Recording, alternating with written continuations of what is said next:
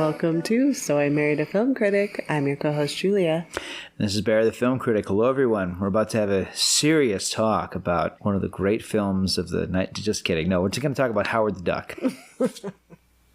You know, he's the most exciting individual I've ever met. He isn't into the whole macho thing, but he knows who he is and what he wants. Everyone thinks of him as a hero now.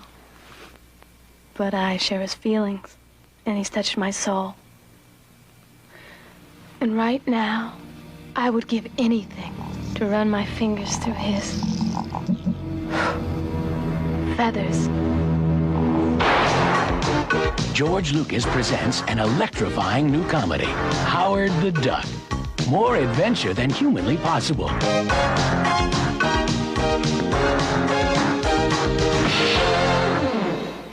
And when did Howard the Duck come out? Howard the Duck came out in 1986, the same wild summer as the summer of Aliens and Ferris Bueller's Day Off, Top Gun, Crocodile Dundee, Karate Kid Part 2, and Big Trouble in Little China. Okay, great. You were 6, so you don't remember any of that. You're right. I don't think I heard of Howard the Duck until... You married me? Yeah, exactly. I never even knew that Howard the Duck was a thing. It was a thing. Yes, it was a comic book series created by Steve Gerber in the 1970s, and Howard was said to be an extension of who he was. Howard was cantankerous, loved cigars, loved chicks, adventures. Howard was also very much, very countercultural. Very much felt like he didn't belong in the world that he existed in. The comic book series itself, it was a lot closer to Mad Magazine than it was to Captain America or Superman. It was always meant to be a parody of other comic books as well as pop culture. And Howard was always meant to be sort of this figure who was just very, very detached from the world that he lived in and didn't feel like he belonged or fit in any way. Of course, his big motto is he's trapped in a world he never made, surrounded by hairless apes. Howard the Duck as a comic book character became so popular at one point he had a fake presidential run that became very popular. The character really took off. And as I said, like it was really like a meta comic book satire years before that became a very popular thing. And then this movie came out and gave the whole thing a total black eye. So was this like before or after Mad Magazine?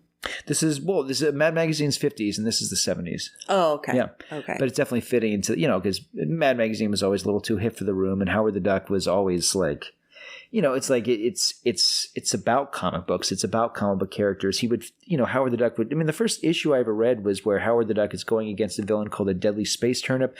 There's also a really funny one where he goes up against a vampire cow. Like it was always like making fun of the idea of supervillains and superheroes. I see. So you've been wanting me to watch Howard the Duck for 20 years.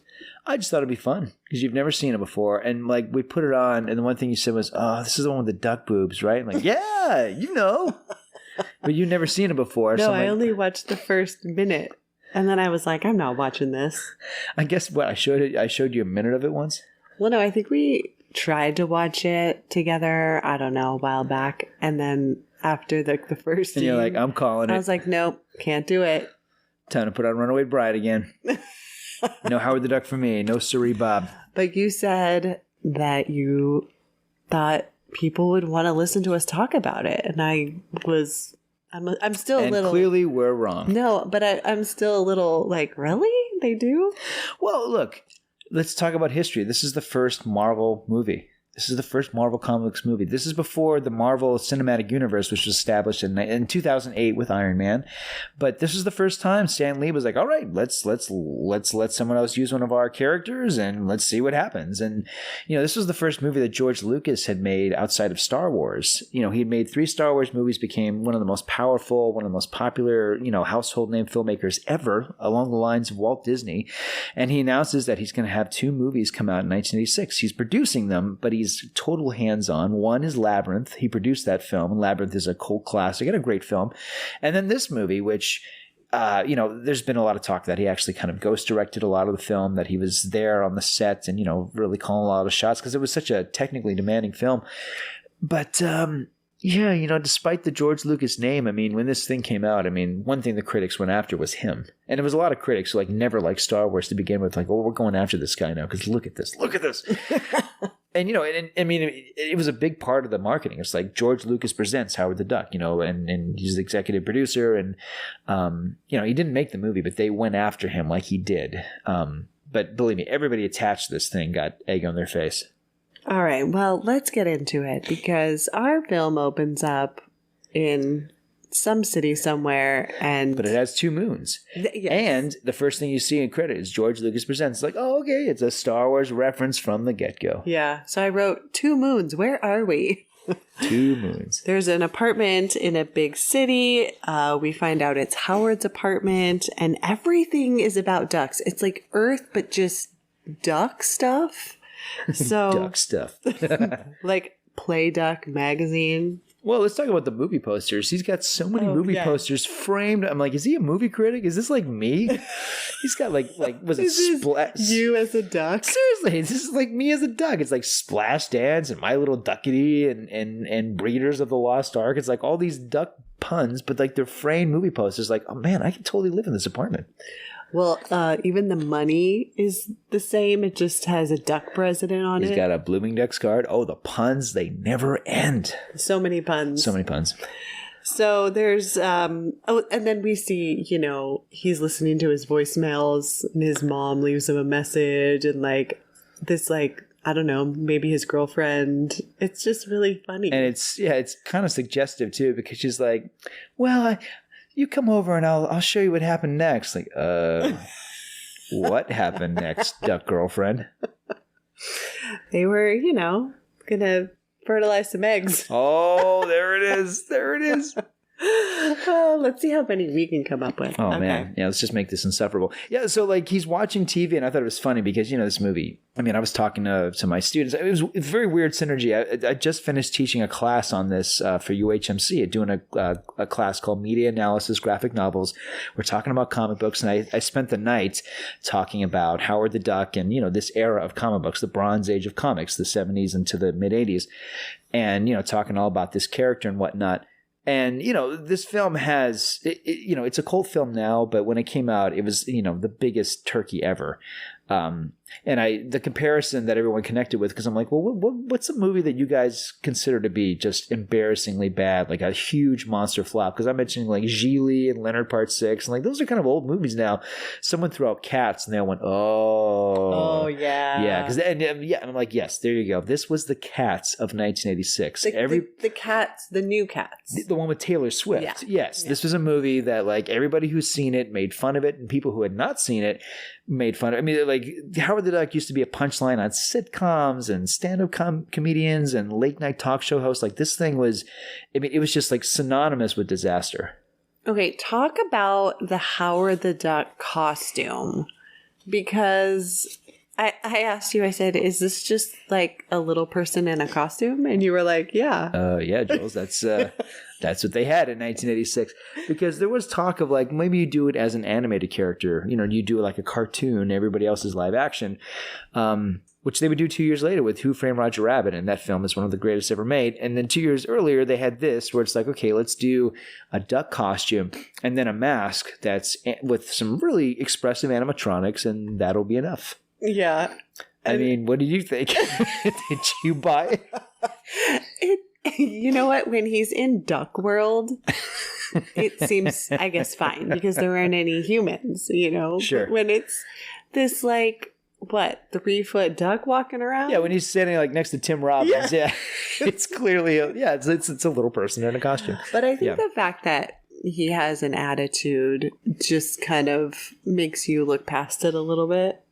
It's mostly one actor. I didn't get to meet my brother, my dear brother Marty, who's the producer on the show. Hi, Marty. He got to meet Ed Gale. Ed Gale is the primary actor who played Howard. There's stunt Howards. There's Howards that had different talents, so they had like those Howards. But for the most part, Howard was played by Ed Gale.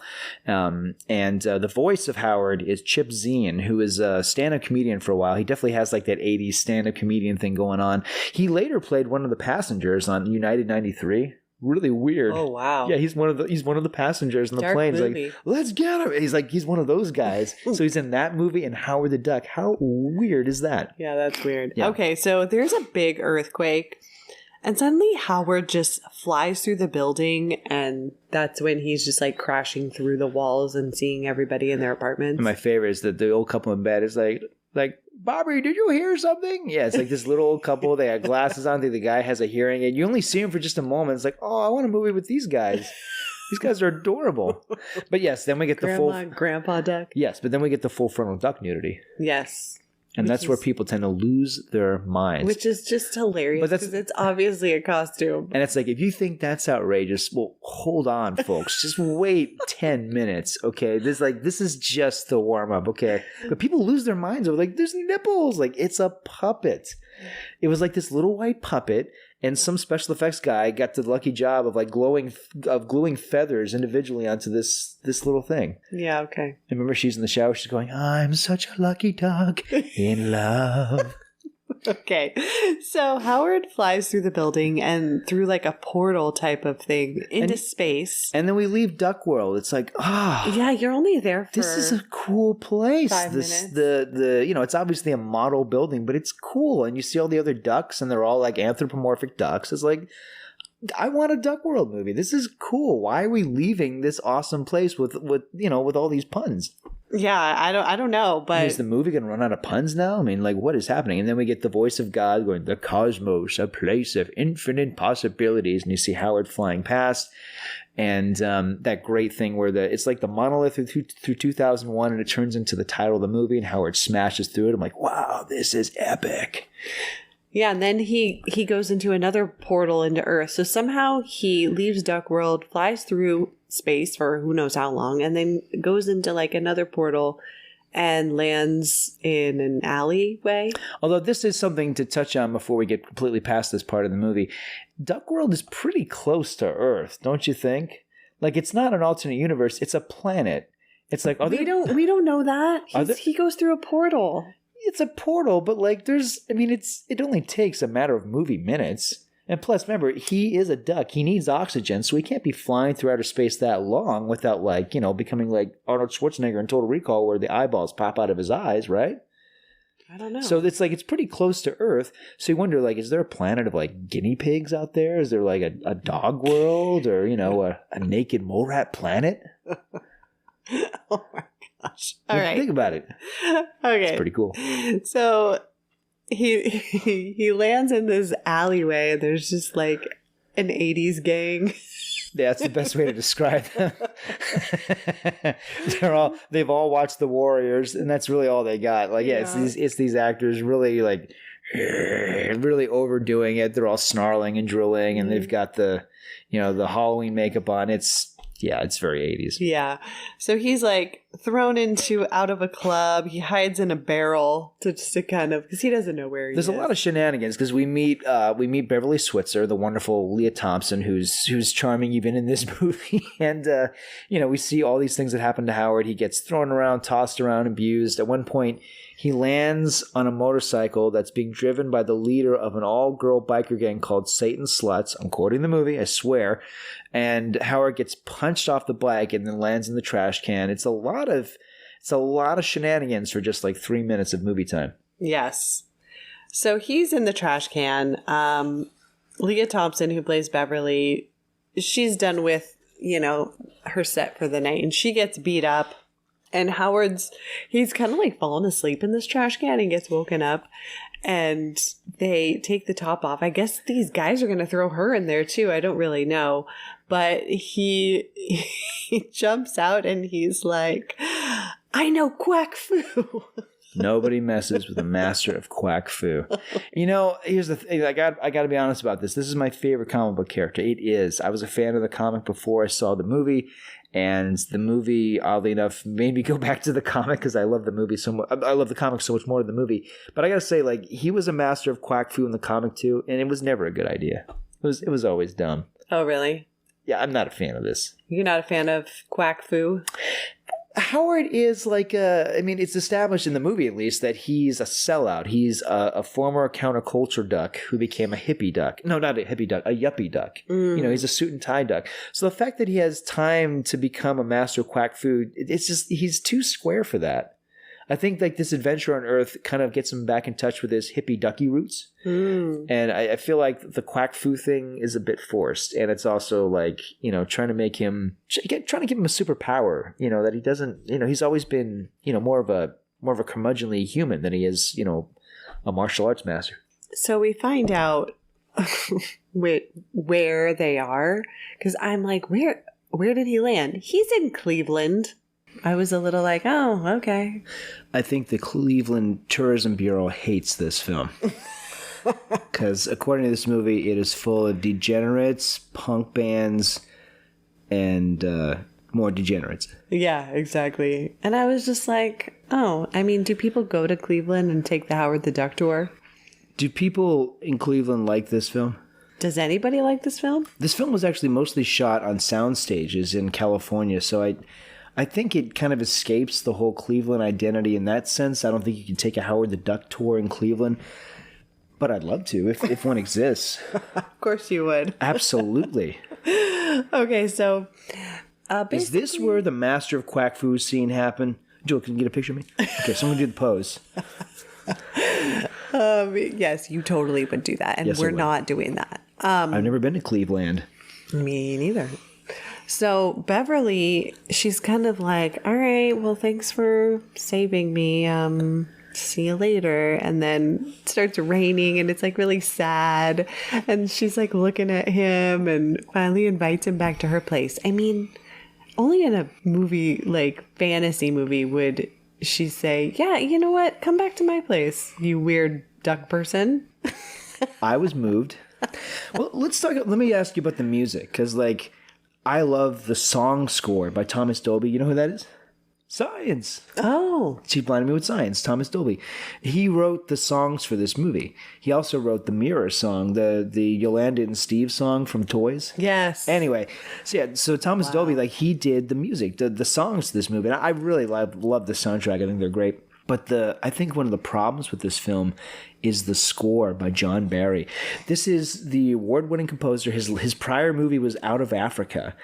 And he, like all of his score for Howard the Duck is romantic, it's lush, it's like, it's thoughtful, it's jazzy, and it's totally wrong for this movie. I like it, and I've listened to the score many times, and I think it's fine by itself, but I think the music for this film is all wrong. I really do. Okay, well, I'll take your word for it, because whenever you talk about this movie scores, I'm like, I don't remember anything. I'm not listening to that. You mean you don't have an emotional reaction when you think about the love theme from Howard the Duck? No. Wow. No. Okay, so Howard and Beverly are in her apartment, and he just kind of like, I don't know, curls up on this little window seat, and he falls asleep while they're kind of talking. And she, I don't know, she covers him with a blanket and just like touches his feathers. Well, of course you do. You have a talking duck asleep on your windowsill. Of course, that's when you take an opportunity to touch his feathers. So she's going through Howard's wallet, and this is where the movie really just doubles down on the puns. We get a card for blooming ducks. I love it. It's a picture of Howard and his parents. I love that. He's on the beach with two other ducklets. I'm like, okay. Ducklets. He's He's a ladies Duck man. babes. Duck babes, yeah. But then, the moment everyone loves to comment on, which is not the dollar bill with the duck face on it, but Howard has a condom in his wallet. It looks like it's not in a wrapper. Well, that's the thing, right? Like what? He put his used condom in there? It's so weird because, that jumps out at me too. Like, why isn't it in a wrapper? Is this something people did in the 80s? They had like condoms unwrapped in their wallet? Like, how unsanitary. Beverly just is like, Howard, like, oh my gosh. It's odd because, and the John Barry score really tips this off in a really hard way. And I wish it did. I wish it wouldn't. But like, they really want us to think this movie is a love story. Which is so weird. Yeah, it doesn't work. And look, Leah Thompson is trying, okay? Like, in the comic book, they were always very open about Howard and Beverly, they have a sexual relationship. In the comic book? In the comic book. Really? Yeah, and it's gross. Well, they would portray it in the way like, Howard and Beverly would get in bed, and the next panel, they'd be lying on the bed and their hands would be, behind their heads, and they're smoking a cigar. Like, that's as far as it went in terms of like being literal about it. They should have changed that for the movie. Yeah. They should have just been friends, or at the very least, like, I don't know, brother-sister dynamic. There could have been something there they are just friends in the movie. With benefits. No. They don't do anything. No, but it's it's very flirtatious, and it definitely, they want to add like an emotional weight here. It's weird because, if there was a sequel, I could see how this movie would be setting that up. If there was a sequel, it would end with a wedding. Right. Let's face it. But no, it's because, look, like the biggest hit of this decade was E.T., and it's a boy's relationship with this creature, this puppet, and the puppet, is like a brother figure that this boy always wanted, or a father figure. And in this case, it's like Howard is the equivalent of the perfect man for Beverly because he's strong, he protects her, he loves her, he accepts her for who she is. That would have worked if Howard was a human. If Howard was a human, for starters.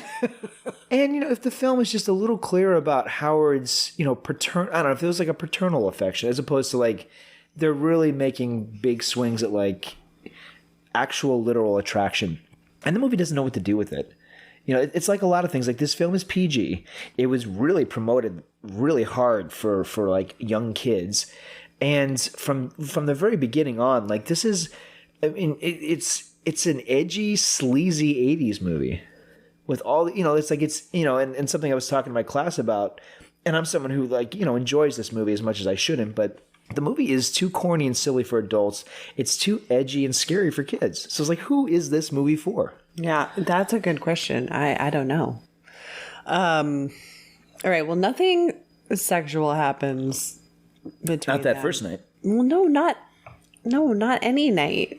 Nothing actually happens. Yeah, but there is the highly suggestive scene later on, but we don't need to jump over 20 minutes of screen time. Okay, well, we can talk about that when we get there. But, okay, so the next morning, Beverly takes Howard in a cab, and she wraps him up in a garbage bag. Which is funny to see a scientist. And the scientist is played by Tim Robbins, who is an idiot. And it's established that he acts like he's a big shot scientist. He's really just a lab assistant. And at first, it's that Doc Brown, Marty McFly problem of like, how the heck do these two know each other? Right. But then it's established that he's dating a member of Beverly's band. Howard is just not having it with this guy. He's just like, can you get me back to my home? I mean, if you can't, I'm out of here. I really love how obnoxious Tim Robbins is here. This is the same year he was in Top Gun. Oh, wow. Isn't that weird? He was in the number one and like the number 117th movie of 1986. He was in the biggest hit and biggest flop of that year. Wow. Pretty wild.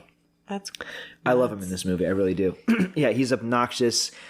He's very hard to like. And I don't know. I love that choice as opposed to like trying to make him enduring. He's not. He's really kind of insufferable, and Howard hates him too, and we kind of hate him too. Yeah, so this meeting goes poorly, and Howard and Beverly leave, and they kind of have a fight outside, and people are like getting scared seeing him, and he's just like quacking at them. Yeah. Trying to scare them off. But this is where Howard and Beverly like separate. Yes, they fight and they separate. Yeah. I mean, maybe this scene would be a little more touching if her, her departing line is, "So long, Ducky." Yeah. She keeps calling him Ducky. Yeah. I don't know. If I was Howard, I would not find that endearing. I'd be like, I have a name.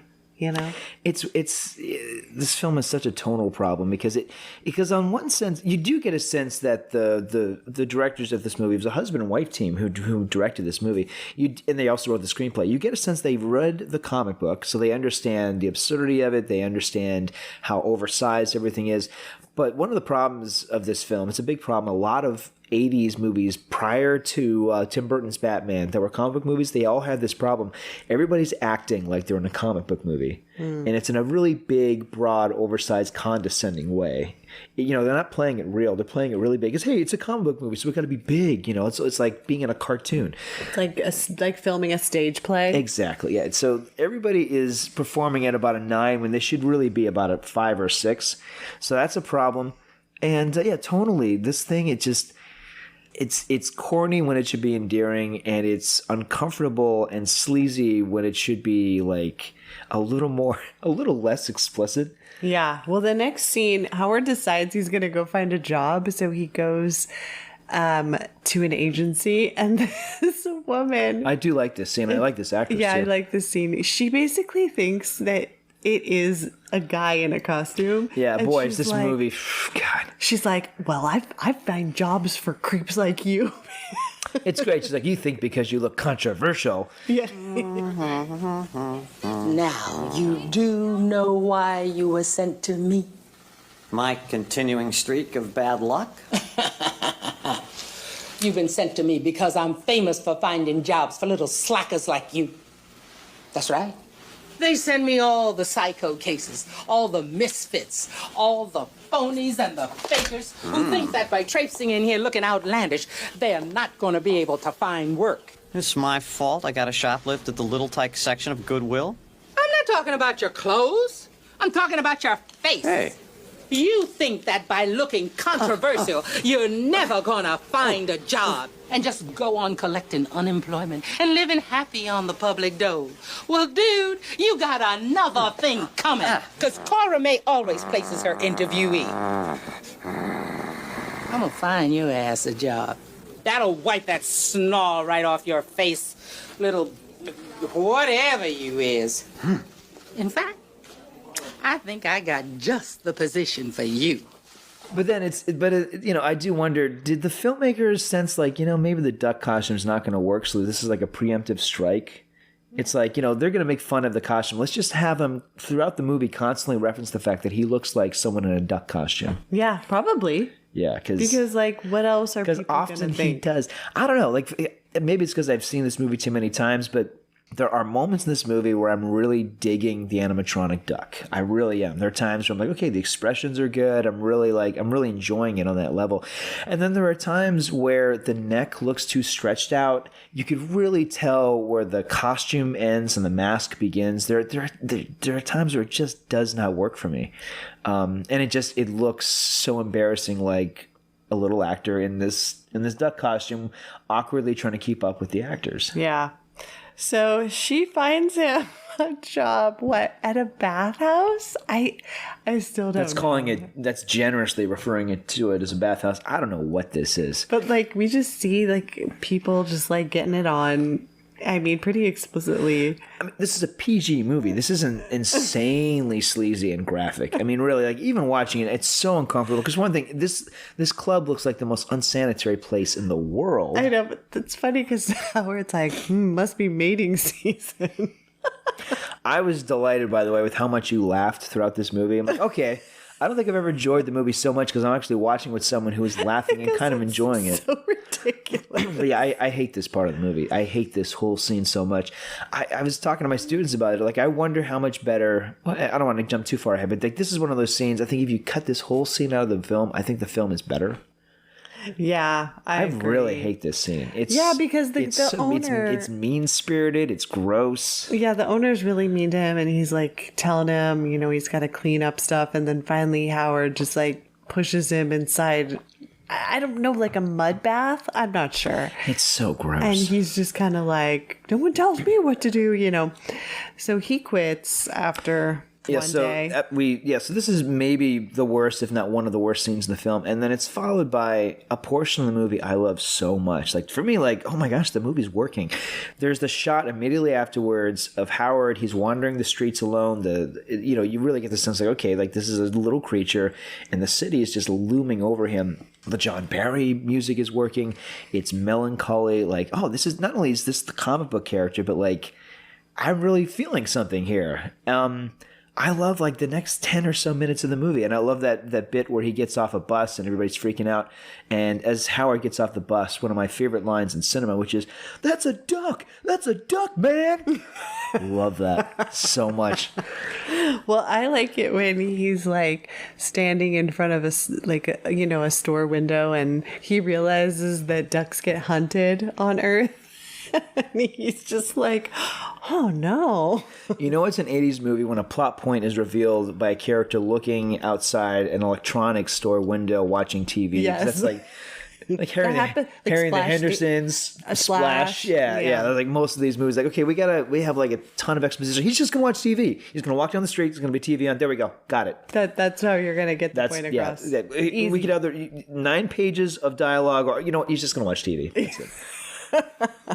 So Howard makes his way back to Beverly's Club, and I actually like this part where Howard, because he finds out from Beverly the night before that the manager basically steals all their money, and so when he goes back to the club, he finds the manager and he tries to get Beverly's money back. This is my favorite scene in the movie. I love this so much. Yeah. It's a bar fight. Yes. And one of the things that's like, oh man, this is also a touch right out of the comic book, but it's also so badass. Howard puts a cigar in his mouth, takes a match, lights it with his beak. I'm like, oh, that's so badass. I love it. Yeah, so Howard, he fights Ginger, I guess is his name. Ginger's the name of Beverly's manager. And by the way, Richard Edson steals the scene as a character actor. He's the guy who drove Ferris Bueller's car around while they were seeing. Yes. He's a very, very recognizable character actor. And Richard Edson has a great line because he's one of Ginger's buddies. And he has this line because like Ginger's like, what is this? And he goes, I told you when you get into the entertainment industry, you're going to meet these weird entertainment types. Yes. It's like, yeah, but like you're talking about like Michael Jackson and Boy George. It's like a talking duck, but I love his line, which is so funny. Yes, he's just like not phased. Yeah, he's like, I told you this would happen. Like, hey man, like it's the entertainment industry. There you go. But I love that Howard threatens him with space rabies. Space rabies. Well, let's talk about the fight. I mean, it's an ice pick fight. And Howard kicks the guy in the face, knocks him down to the bar, and like Norman Bates, he lifts the ice pick over his head, smacks it down. You cut to everybody reacting with horror, and then the camera pans around, circles around, and we see that Howard pinned the guy to the bar with his earring. Yes. It's so awesome. It's so cool. Yeah, that was actually love it. Pretty cool. See, that's his quack foo working for him. No. He can hold his own in a fight. It doesn't need to be quack foo. Not everything needs to be a pun in this movie. Okay, so... but yes, he's a master quack foo. Yeah, he gets the money. And finally, he sees Beverly and the girls, and he's like, I got your money for you. So that was, it's like they're back together again. Back together like, again. I miss you, Ducky. Yeah, he's meeting with her and the girls backstage after their roaring performance at the club, and Tim Robbins comes in and steals most of this scene. And one of my favorite lines is a total throwaway line. His girlfriend walks over to him. He's like, "No sex now. I'm busy." Okay. Like, okay, worst boyfriend in the history of cinema right here. What did you remember her reaction or anything? Did they show her face? No, you don't see him. It's just it's a total throwaway line because they're walking off camera and it's a scene between Howard and Beverly. But yeah, and he has all these crazy theories about how Howard got to Earth, and this is the scene. Now we have everybody's gone except Howard and Beverly, and what? She's just walking around in like her underwear and like a tank top, and gets in bed and is like, yeah, come on, get in the bed with me. I'm not complaining. About her lack of clothes? No, not at all. Oh, yeah. It's Leah Thompson. Yeah. But, the obvious thing to point out here is that she's dressed the way, like, for example, when... How do I put this? It's like you dress this way around your cat or your dog, right?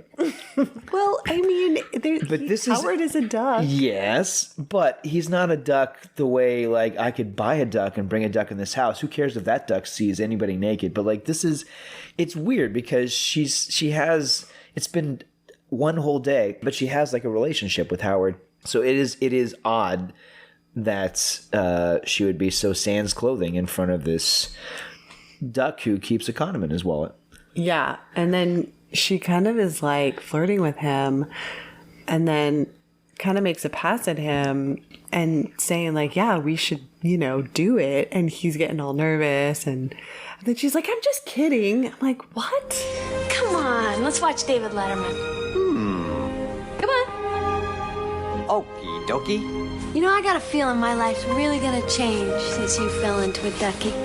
Yeah, well, I'm glad somebody's happy. If I could just get my career back on course, I'd only have the old standard word left. What's that? Just can't seem to find the right man. Maybe it's not a man you should be looking for. Do you think I might find happiness in the animal kingdom, Ducky? Like they say, Dal, love's strange. We could always give it a try.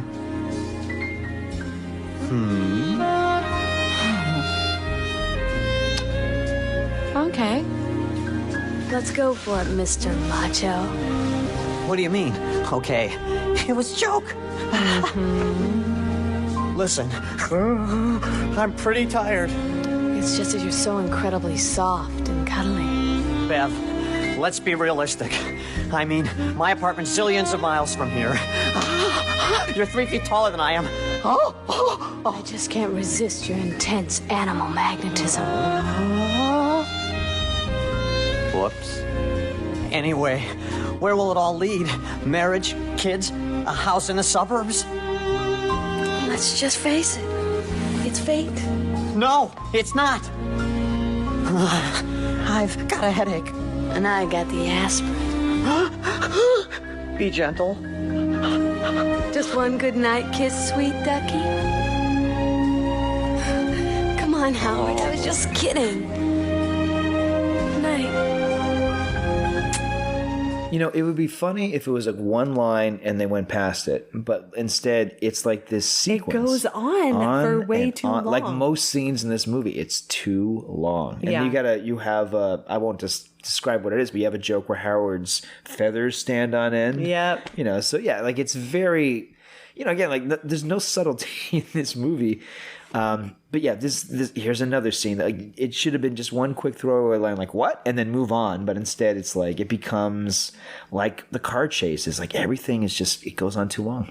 And then they see in silhouette her kiss him. Yeah, so she does kiss him. Yes, but I mean, it's this very small peck, but it's weird because it makes a kissing sound. It's like no, when you kiss a duck's beak, it wouldn't make that squishy sound. No. It's kind of like when you kiss a doorknob. It's a different thing. How many doorknobs have you kissed? Before I met you, I had to practice on a lot of doorknobs. Oh my gosh. Well, we should. And this is how I tell you. We should totally edit this out. But we're not gonna. No, my reputation ruined. Okay, yeah, because Tim Robbins and the two other scientists walk in on them. And one of which is played by Jeffrey Jones, the principal from Ferris Bueller's Day Off and yes, a lot of other movies. It's just weird that, like, now they see them in bed together. Well, again, like the thing is, like, look, you make a quick joke about it because it's an outrageous idea. You quickly move past it and like whatever. But like because not only is the movie lingering on it, and then the three scientists walk in on Beverly and Howard. And they immediately act like they've been caught in the act. She's still scantily dressed, and Howard is over-explaining the situation. It just, again, yeah, you're right. There's no sex scene here. But the movie really feels like it wants to have one, which is like, what are you doing, movie? Yeah, it's weird. I think they really wanted to do the joke with his feathers standing up and just took it too far. Yeah, and they shouldn't have even had that. No, I know. But I think they thought that would be hilarious. And like a funny sight gag. Considering that she's like, let's go watch David Letterman, it would have been hilarious. She gets in bed with them and they got like the covers and they're like sitting next to each other and they're just sitting there in silence watching Letterman together. That would have been hilarious. And he's like that would have been fine. That would have been more than enough. That would have been a really funny sight gag. And then the movie never references it and then you move on. Like that's how you do that. Yeah. I know. Yeah. Now we're just left with like awkward. Yes. Okay, so Tim Robbins and Phil, I guess is his name. So they come back, they walk in on them, but they know how Howard got to Earth. A beam went awry. And they are like, can they reverse the process? They're going to try. But it's established that there was a feather that landed, and this is such a dumb detail.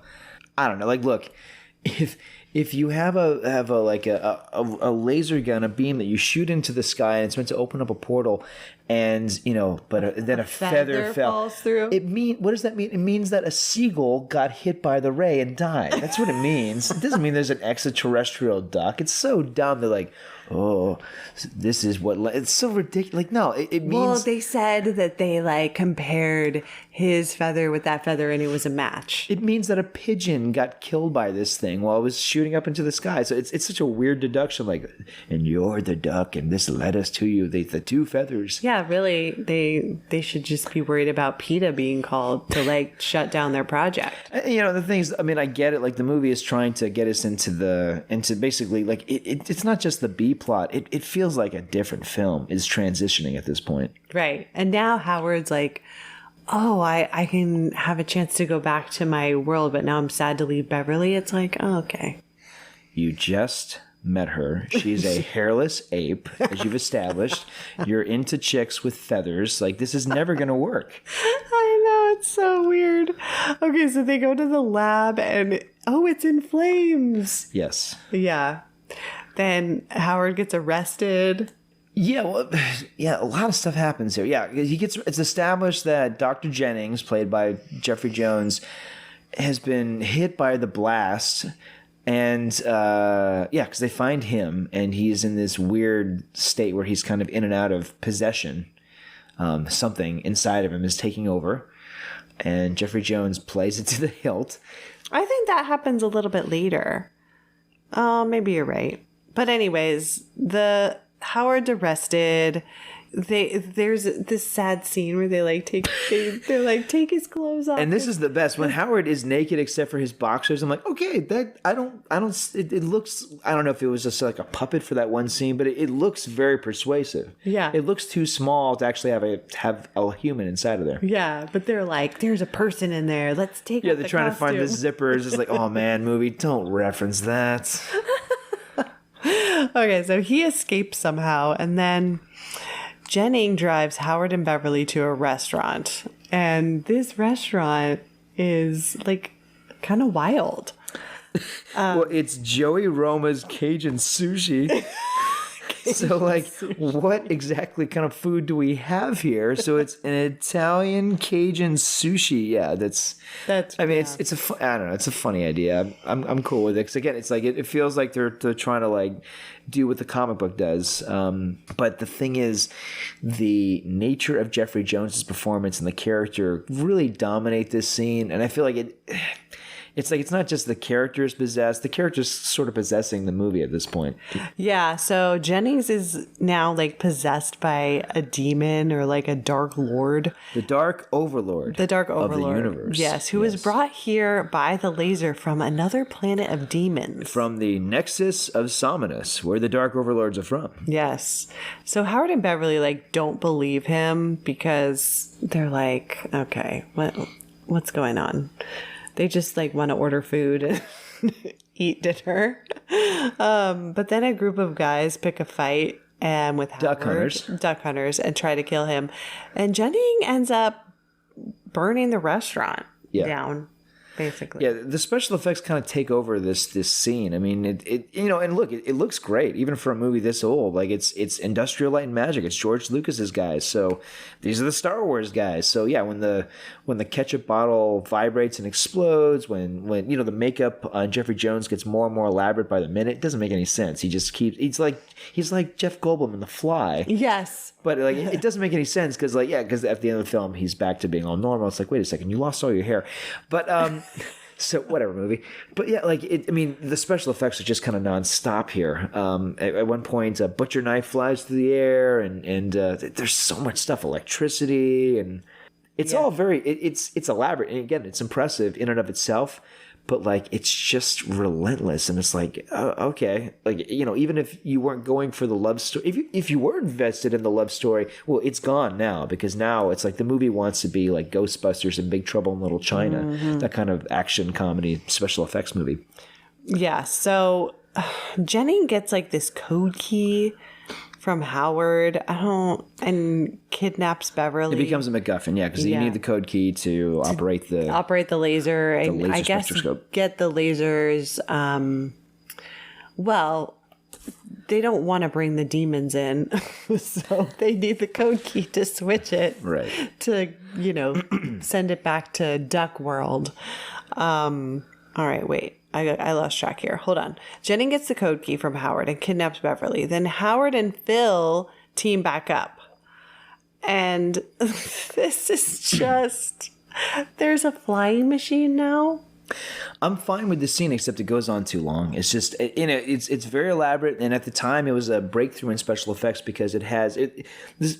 We're talking about very antiquated computer effects, but what this was is it was wire removal, because most of this is not a real plane. There are some shots where it's a real plane, but most of it is, the actors are on this plane that's held by this incredible metallic wire, and they digitally erase the wire because the wire's on a crane. So the crane is like, swinging this thing around, and that's how they film the scenes.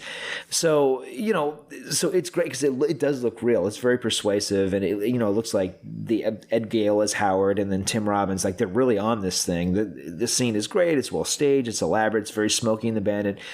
But then we keep cutting back to the Jennings stuff where Jennings has kidnapped Beverly. And this is also where the film goes so wrong. Yeah. You have a scene where it's so repellent, where Dr. Jennings is established he needs electricity and he's hurting because he's dying.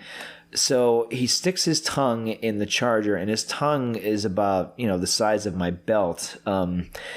It's this so giant gross black phallic thing. And didn't they look at this and they're like, this doesn't belong? Or like, this should be in the cutting room floor, or this is going to hurt the film, or people are going to freak out in a way that we really don't even want. This is like most horror movies would be lucky to have a scene this gross and memorable, Yeah. So there's this scene, and then there's a scene where Dr. Jennings stops at a power plant. He takes a tour. Like, the movie actually stops for a power plant tour, and then he actually steps into a power plant, I guess, and absorbs all the energy, so he's glowing. And then there's another scene where it's a traffic stop, and Jennings uses his powers to basically blow up what looks like 30 cars in a row. And it's like, these scenes, they're really terrible. Yeah. They're elaborate. They clearly no expense spared. And they stop the movie, and it's just special effects and excess, and it's just, every time they cut back to Howard and Phil on the world's longest plane ride, I was always happy to see them. Right, because all Jennings wants to do is get back to the lab, and he needs all this electricity to keep himself from I don't know, dying, expiring, whatever. Yeah. It's weird. The movie becomes a road movie. It's like, what are you doing? Yeah, so just get to the place already. He wants to take her back to the lab so he can bring the Dark Lords to Earth. And all the while, Howard and Phil are on this wild ride and arrive to find Beverly tied up under the laser. So there's a fight with the laser between Howard and Jennings. And it's good. And that should have been the climax of the movie. It really should have. And this film just keeps going and going and going.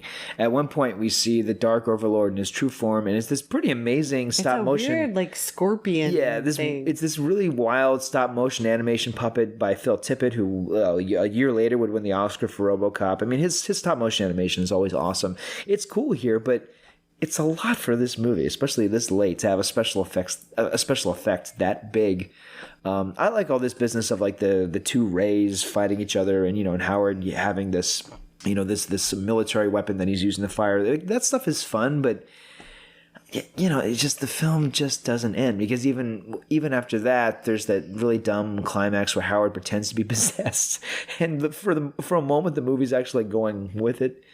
Oh my gosh. Yeah. Yeah. And then Jeffrey Jones, he loses the demon within him, but then he looks completely normal. It's funny. It's like, oh, okay. It's like, this isn't like The Exorcist. No, it's like, hey, I'm back to normal. Yeah, no big deal. The scorpion has been set free, and now he's fine. Yeah, I lost all my hair. I became skeletal, but yeah, no big deal. So Howard destroys the weird demon thing, and the laser, so that the demons can't go home. Yeah, can't come to Earth. So he saved Earth, but he can't go back. Yes, he is trapped to live with Leah Thompson forever in her giant apartment. Yep. Then we have a final concert where Howard performs with her band Cherry Bomb. No, her band. That's right. You know what? Because I was thinking about his band, which was Howard and the Heartbreakers. Oh, yeah. And I thought, how bad was that band? Okay, but because he's rocking the synthesizer. Like, oh, I bet they were like Kaja Goo Goo or Flock of Seagulls. Yeah, but Cherry Bomb is singing a song called Howard the Duck. Yeah, about Howard. About Howard the Duck. And then he falls on the stage. So Howard the Duck is singing the song Howard the Duck. Yes. And the audience is losing their mind. You think, would they? Would they really go this bananas over them? I don't know. I mean, if like Elton John is like rocking out to Crocodile Rock and suddenly this crocodile with sunglasses and Aloha shirt shows up on stage, people are going to be like, yeah, Crocodile Rock, right on, Elton. I don't think so. No. They would be I think people are like, this is weird. They'd be like, oh, somebody dressed in a crocodile suit. Okay. I think people would probably throw their beer bottles at the like, boo, this sucks. Yeah. And then the movie ends. Yeah, I mean, there's a final clinch where Howard and Beverly hug each other. They don't kiss each other, but they hug each other at the end. As you said, it's like, oh, like they're definitely getting married in the next movie. No, it's definitely going to be weird. Yes, it is. Yeah. Okay, well, that's the end of Howard the Duck. I mean, what? And that's the end of that movie, man. Like I was talking to my class about this. I mean, when this movie came out, the hype for this thing was huge. I have next to me my Howard the Duck bed slippers, which is a true vintage item. But there were so many things. I mean, there were toys, there were bubblegum cards, and there were Pez dispensers. I mean, there were so many like competing summer movies that actually moved out of the way. So they're like, look, it's the new George Lucas film. It's the most, at the time, it was the most expensive movie ever made. It was shrouded in secrecy. Nobody knew what the duck looked like until the movie opened. And this thing came out, and oh man, like critics and audiences turned it into a piñata, basically. Yeah. I mean, okay, you've talked about things that you don't think work. Like, would you change the ending of this film? I would have it come sooner. I think this movie could probably lose about 20 minutes. I think the Howard Beverly mock seduction scene needs to go. I think the first scene in the apartment is fine. When he first comes there and he falls asleep, that scene's fine. You need it for character exposition. You need it for chemistry. And bless Leah Thompson for as much as she can, investing as much emotion as she can. It's like to think of like, how hard is it as an actor? I mean, you hear about like, Will Smith and guys like doing Men in Black where they're acting, to tennis balls with X's on it. It's so much harder when it's like, okay, in this scene, you got to look in Howard's eyes and you got to tell him that you love him. And it's, it's an actor in this mask with these animatronic eyes. I mean, it's the most ridiculous thing, but like she has to invest so much emotion. But yeah, so like that first scene works, but yeah, lose the second. The whole hot tub scene needs to be gone. The tongue scene needs to be gone. There's so much. I would cut so much out of this movie, and I think it would. For one thing, it wouldn't feel so dirty and sleazy and weirdly so. Yeah. The PG-13 rating existed when this movie came out. Why isn't this thing PG-13? It should PG. be. It's PG, which is stupid. It doesn't make any sense. It almost needs to be R. Yeah, it really almost does. I agree with you. Mm-hmm. Was there some scary, sleazy stuff?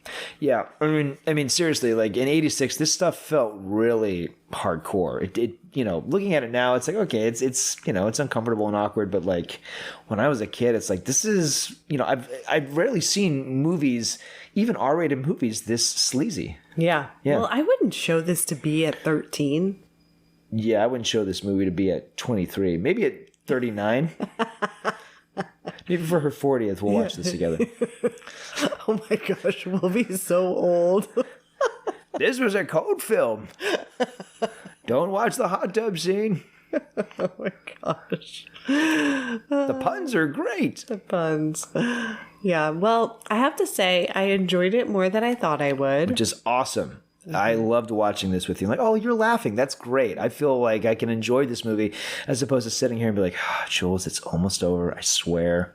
Yeah, I mean, don't get me wrong. I'm never going to watch it again. I mean, and I'm going to watch it again. Yeah, I'm sure you will. I'm going to watch it again tonight. But after putting it off for so long and finally agreeing to watch it, I was like, okay. Putting it off. I think I showed you the opening scene once. It's not like going, Jules, is tonight the night? We've been married 20 years. Can we please watch Howard the Duck together, please? Well, no, I think you did want to show me the whole thing. And I... Really? Yeah. Of course. I mean, I did think it would be fun to talk about for the show. I suspect, Marvel comic book fans who have never listened to our show will actually give us a shot because Howard the Duck is on the playlist. I do. Wow. I suspect we'll get 2 extra listeners because of this movie. Yay! So we welcome you and apologize. Okay, so how many stars? It's been a 1-star movie for me most of my life, but watching it with you, 2. What? 2. I'll give it 2 stars. Okay, Because I like scenes in the movie. I don't think the film works, but there's stuff in it where it's like, man, this film looks like it's going to course correct itself, and then it doesn't. You've been giving this movie 1 star this whole time? Most of my life, 1 star. Then I watch it with you. It's like, what? I got to admit, like, there are scenes. I love the Duckworld stuff. I love the first 2 minutes. Okay, 3.5. I think the first 3.5 minutes are fantastic. The whole opening title sequence is great. The movie crash lands to earth, and the movie kind of crash lands too. But I love the scene of Howard alone, jobless on the street. I love the bar fight scene. It's like, oh, this movie kills. And then it becomes another film. And that movie, it's like it's just like a different film, and it loses focus. If it had been more about Howard being the manager of the Cherry Bombs, and I thought you were going to say the manager of the hot tub place. No, I don't want that movie. The Cherry Bomb band. Cherry Bombs. Yeah, if it had been more about like him trying to like deal with like the like sleazy music world people. Oh man! Instead of like demons, I think it would have been better. Yeah, I agree. I can't imagine what that film would be like. I mean, what would it be like? Maybe they try to make it in New York. We need some more feathers for our hair. Well, I got feathers. No, he wants to help them become bigger, He's like, yeah, well, their hair. So he's like, like spraying down their hair between their hair is huge. Oh, gigantic. I never had mall hair that big, but their mall bangs are epic. I have bad head like that, but that's as far as it goes. Okay. And I'm a little congested, but it's great because I sound like a duck right now. So I feel like this is my moment. All right. So yeah, guilty pleasure for me. Not a great film, but I think there's great stuff in it. Great scenes, great moments, but it's still a failure. But it's history. This was George Lucas. He was the one who put it in motion. He read the comic book. He had the same reaction I did. Like, hey, this is different. This is really cool. And $40 million in 1986 money. This movie cost twice as much as Top Gun.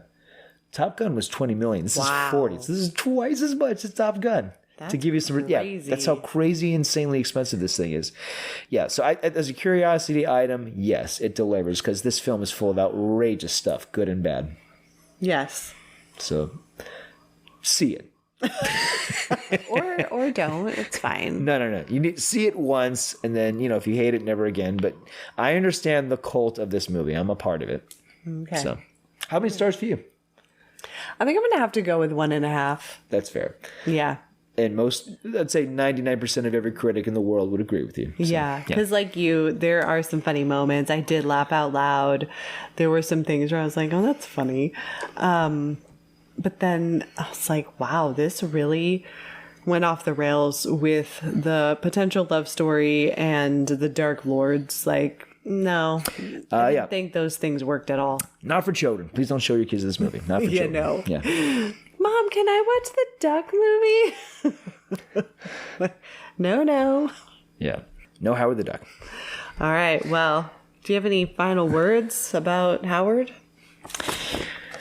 Well, at one point he misquotes Casablanca and says, of all the alleys I could have fallen into, I fell into yours. And later on, Beverly says, book 'em, Ducko. There's so many bad quotes from this film. So, yeah, and I have a long list of them, and they're all agonizing, so I'm not going to read them. I will say, I encountered this character in a pet store. My father took me to this pet store in Clifton, New Jersey, and there was a bin full of 50-cent comics, and on the very top was Howard the Duck #2, where Howard battles the deadly space turnip, and I was a fan for life. So if you love this character, you probably love it because of the comic book, probably not because of the movie. But I hope Howard the Duck returns to film because he's my favorite comic book character. I love this character, and I've always thought the comic book was always spectacular and interesting and spot on. The movie is a curiosity item, for good or bad. Okay.